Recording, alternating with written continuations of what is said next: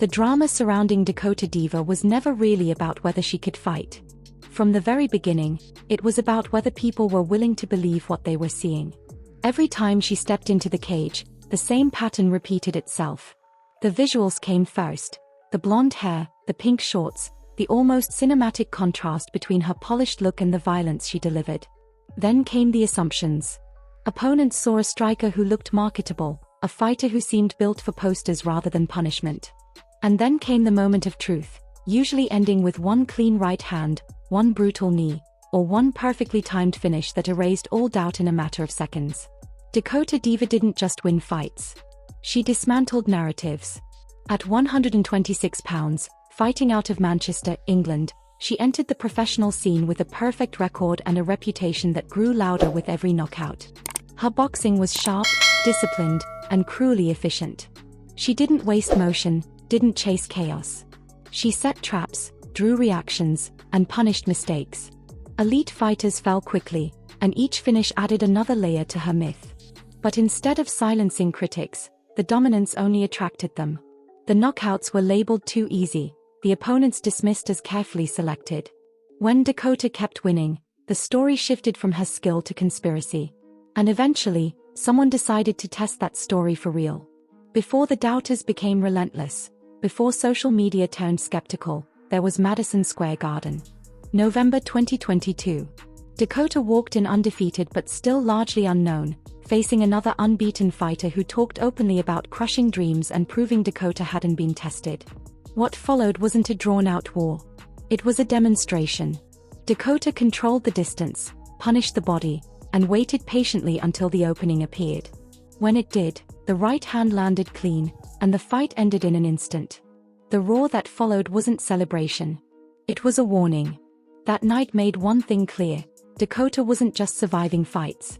She was ending them decisively on big stages. Still, the questions persisted.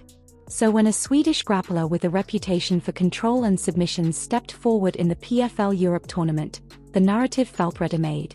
This was supposed to be the blueprint. Take Dakota down. Put her on her back. Force her into waters where strikers panic. When the takedown came, the critics leaned in. For a brief moment, it looked like they might be right. And then Dakota reversed position, took the back, and finished the fight with a choke that left the arena stunned. The striker had just submitted the grappler. The blueprint burned before it ever dried. Excuses followed immediately.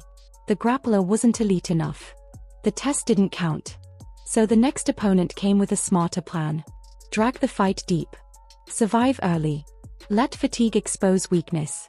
Cornelia Holm tried to turn the bout into a marathon, believing time would do what pressure could not. But Dakota didn't fade. She adapted. She defended takedowns, punished the body, and when the third round arrived, she didn't slow down. She accelerated. A perfectly placed liver shot folded home, ending the fight in the round that was supposed to break her. Instead of collapsing under expectations, Dakota shattered them. By the time she reached the PFL Europe finals, the pattern was undeniable. Pressure fighters walked forward and paid for it. Clinch exchanges became torture chambers filled with knees and short punches. Opponents left marked, swollen, and exhausted. The championship fight ended not with a dramatic comeback but with a doctor's stoppage, the damage too severe to continue. Dakota became the first British female to claim the PFL Europe title, securing both the belt and the prize money. Europe was conquered. But across the Atlantic, a new chorus grew louder. In America, the comments turned sharper. Protected fighter. Easy opponents. Industry creation. Dakota's European dominance was framed as irrelevant the moment she entered the PFL's American season. Her debut was meant to be humbling, a reminder that hype doesn't survive against experience. Instead, it lasted just over 3 minutes. A thunderous right hand dropped a seasoned veteran, followed by a barrage of knees and body shots that ended the fight without mercy. Dakota didn't celebrate wildly. She stared into the crowd, signaling that the noise meant nothing. One voice, however, refused to quiet down. A jiu-jitsu black belt studied every second of Dakota's fights and became convinced she had found the truth others ignored. She believed Dakota's success was built on weak opposition and incomplete skills. Nashville was supposed to be the moment of exposure. And for the first 90 seconds, It looked like the theory might hold. Dakota was taken down, controlled, and forced to defend from her back while strikes landed from above. The crowd shifted. The commentary turned cautious. For the first time, Dakota looked human. But belief doesn't win fights. Adaptation does. Dakota worked her way back to her feet, closed the distance, and delivered a knee so clean it erased the entire narrative in a single strike. The follow-up was inevitable. Once the damage was done, there was no coming back. The fight ended in the first round, and with it ended the loudest doubts. The black belt had her answer, and it came in the form of a knockout. By then, the resume spoke for itself. Knockouts, submissions, late-round finishes, championships on 2 continents. Dakota Diva didn't fit into the narrow box critics tried to force her into. She wasn't just a striker. She wasn't just hype. She was a finisher who learned to survive grappling exchanges, a fighter who grew stronger as fights progressed, a competitor who punished arrogance and preparation gaps alike. At just 27 years old, undefeated and still evolving, the most unsettling truth was simple. This wasn't her peak.